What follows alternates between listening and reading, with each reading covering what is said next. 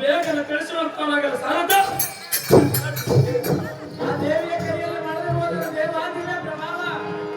ಅಪ್ಪ ಸುಬ್ಬರಾಜ ಹೇಳಿದ್ರೆ ಕೇಳಿಲ್ಲ. ಆ ದೇವಿ ಕೈಯಲ್ಲಿ ಪಡೆದು ಸಮುದ್ರ ಜಗವ ಕಂಡು ಬಂದರೆ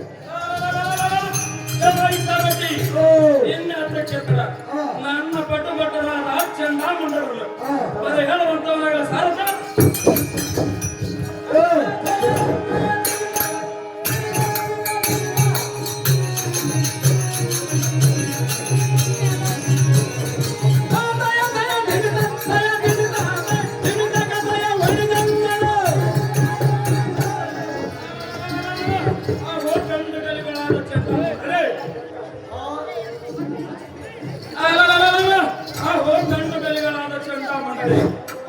ನಿಮಗೆ ಈ ತಚ್ಚಂಕಳು ವಿಳೆಯನ್ನು ಕೊಡುವೆ. ಆ ದೇವಿ ಎಂಬ ಬಾಲೆಯನ್ನು ಕಂಡು ಅವಳ ವಾಹನವಾದ ಸಿಂಹದ ಗುಂಡಿಗೆಯನ್ನು ದಂಡಿಸಿ ಆ ಮಂಡಿತ ವಹನಿಗಳಾದ ರಣಾತ್ಮಗಳು ಜಯಿಸಿ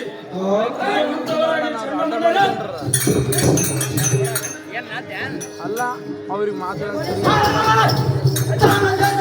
ಸುಬ್ಬ ಮಹಾರಾಜನೇ, ನಿಮ್ಮ ಆಜ್ಞೆಗೆ ಮಗ್ನನಾಗಿ ಈ ಮಂತ್ರಿಗೆ ತೆರಳಿ ನನ್ನ ಆಗ್ರಹದಲ್ಲಿರುವ ಸಮಗ್ರವನ್ನು ಕಂಡು ಈ ದೇವಿಯನ್ನು ಉನ್ನತ ಮಾನದಗಳಿಂದ ಭಂಗಪಡಿಸಿ ಆ ಅಂಗಮಡಿಯರನ್ನು ಹಿಡಿದು ನಿನ್ನ ಸಂವಿಧಾನಕ್ಕೆ ಒಪ್ಪಿಸುವನ ರಾಜ.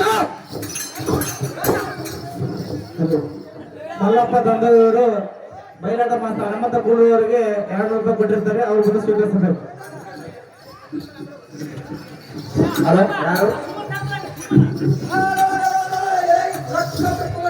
ಯಾರು ತುಂಬ ಮಹಾರಾಜನ ಕೇಳು. ರಾಕ್ಷಸನನ್ನು ಕೊಂದೇನಪ್ಪ ಅಂತಾರನಿರುವ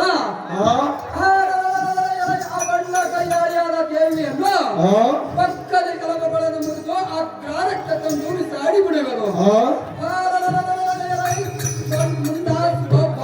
ಮುಂಡಾಸೂರನೆಂದು ಹೆಸರಾತಕ್ಕೆ ಜಾತಿ ರಕ್ತದಿಂದ ಅಪ್ಪನ ಕೊಡಿಸುವರು ರಾಜ.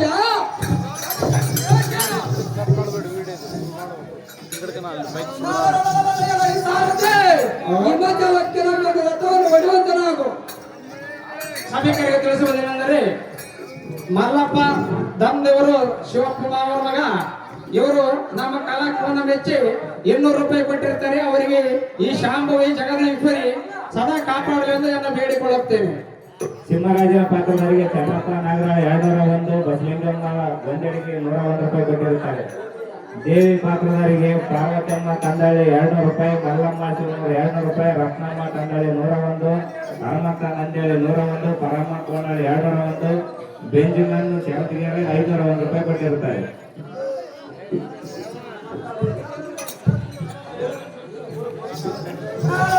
ಸಭಿಕರಿಗೆ ತಿಳಿಸುವುದೇನೆಂದರೆ, ಹನುಮಂತ ಹೋಗಿ ಇವರು 500 ರೂಪಾಯಿ ಕೊಟ್ಟಿರ್ತಾರೆ. 300 ಪಾತ್ರಧಾರಿ ಬಂದು ಸ್ವೀಕಾರ ಮಾಡಬೇಕು. ಪಾತ್ರಕ್ಕೆ 500 ರೂಪಾಯಿ ಕೊಟ್ಟಿರ್ತಾರೆ. ಅಲ್ಲಿ ಭಯ ಮುಗಿಸ್ರ ಮುಗಿಸ್ರೆ ನೀವು ಒಂದೊಂದು ಮಾತಾಡ್ತಾರೆ. ನೀವೇ ಬೆಳತ್ರಲ್ಲ, ನೀವೇ ಮಾತಾಡಿದ್ರೆ ಅಲ್ಲಿ ಅರ್ಥವೇನಂತಿಗೆ. ಸಭಿಕರಿಗೆ ತಿಳಿಸುವುದೇನೆಂದರೆ, ಈ ಬಸಲಿಂಗಪ್ಪ ಗಬಳೆ ಇವರು ಈ ದೇವಿ ಪಾತ್ರಕ್ಕೆ 101 ರೂಪಾಯಿ ಕೊಟ್ಟಿರ್ತಾರೆ. ಅವರು ಸ್ವೀಕಾರ ಮಾಡಬೇಕು.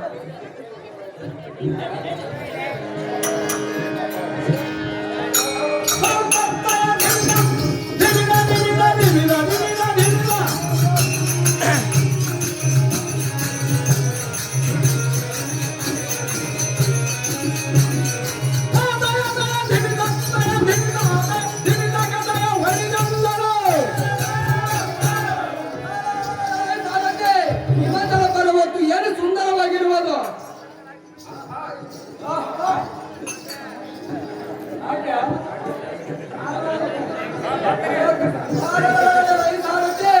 ಹಿಮಾಚಲ ಎಂಬುದು ಇದೇನು ಚಂಡ ರಕ್ಕಸನೇ.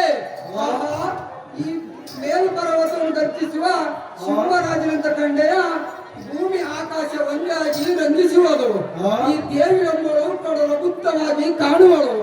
ಇನ್ನು ತಡೆವತಕ್ಕೆ ಸ್ಥಿರವಾಗಿ ಬಿಡವಾಗಿಸುವ ಗಿಡಗಳನ್ನು ಮರಗಳನ್ನು ಸ್ಥಿರವಾಗಿ ಬಿಡವಾಗಿಸುವ ರಾಜ್ಯದ ಭಾರವನ್ನು ಹಿಡಿದು ಈ ಕ್ಷಣದಲ್ಲಿ ಕೋದಂಡರಾಮನಲ್ಲಿ ತಂದು ಧರಣಿಗೆ ಒಪ್ಪಿಸಿದ್ದಾರೆ. ನೀ ನೋಡು ಈ ಜೀವವನ್ನು ಉಳಿಸಿಕೊ ನೋಡು ಆ ರಾಜ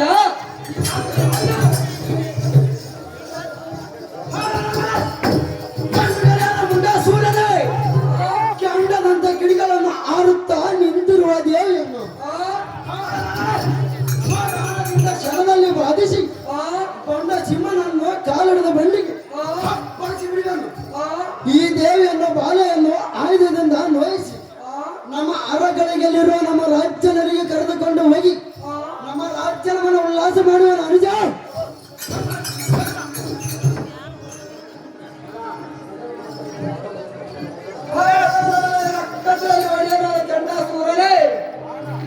ಈ ಆಯುಧದಿಂದ ಸಿಂಹದ ಶಿರವನ್ನು ಕಡಿದು ನಮ್ಮ ತೋರಣದ ಬಾಗಿಲಿಗೆ ಕಟ್ಟುವೆನು. ದೇವಿಯನ್ನು ನಾವೊಂದು ವಿನಯದಿಂದ ಕೇಳುವನು.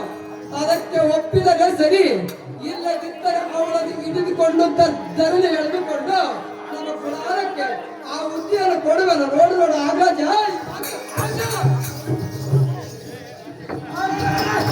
ಕಣ್ಣುಗಳಾದ ಮುಂಡ ಸೂರನೇ ಈ ಬಂಡ ದೇವತೆಯನ್ನು ಮಕ್ಕಳ ಎಲವನ್ನು ಮುರಿದು ಪುಡಿಯನ್ನು ಮಾಡಿ ನನ್ನ ಕಾಲ ಪಾದಲ್ಲಿ ಹಾಕಿ ಬಿಡುವಂತನಾಗ ಆಗಜ.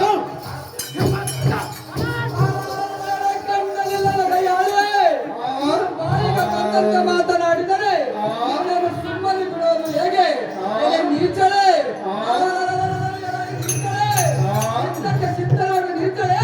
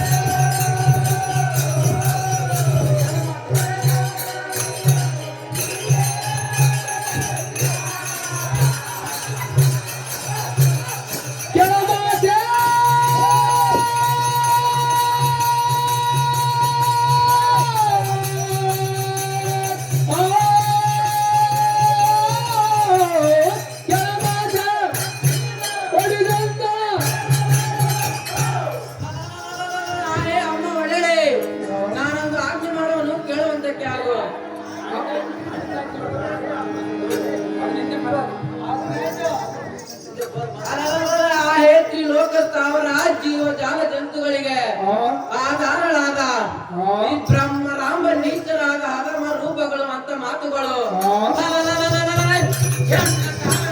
ಕಠೋರವಾಗಿ ಕಾಣುವವು. ಆಯೇ ಜನನಿ ನಿಮ್ಮ ದಿವ್ಯಾಂತರವಾದ ಆಜ್ಞೆಯನ್ನು ಪಾಲಿಸಿದರೆ ತಲೆ ಕಡಿದು ಒಡನೆ ದೃಢ ಮಂಡಲಕ್ಕೆ ಕಾಲು ಪಿಡಿದು ಹೋಗುವನು. ಮತ್ತೆ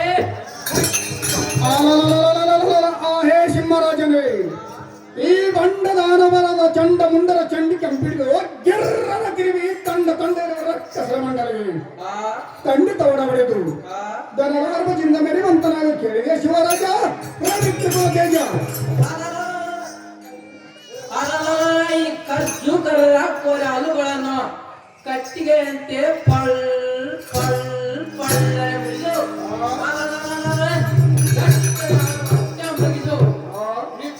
ಬಿಡುವಂತೆ ಅಬ್ಬರದಿಂದ ಅವರ ಚರ್ಮವನ್ನು ಸುಲಿದು ಕರಳುಗಳನ್ನು ನೋಡಿ ಅವನು ಮತ್ತೆ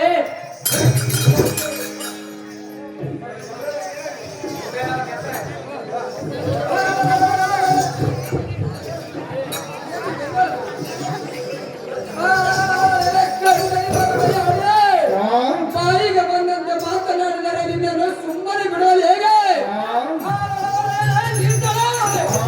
ಯುದ್ಧಕ್ಕೆ ಸಿದ್ಧನಾಗಿ ನಿಂತಳೆ ಕಡಿದು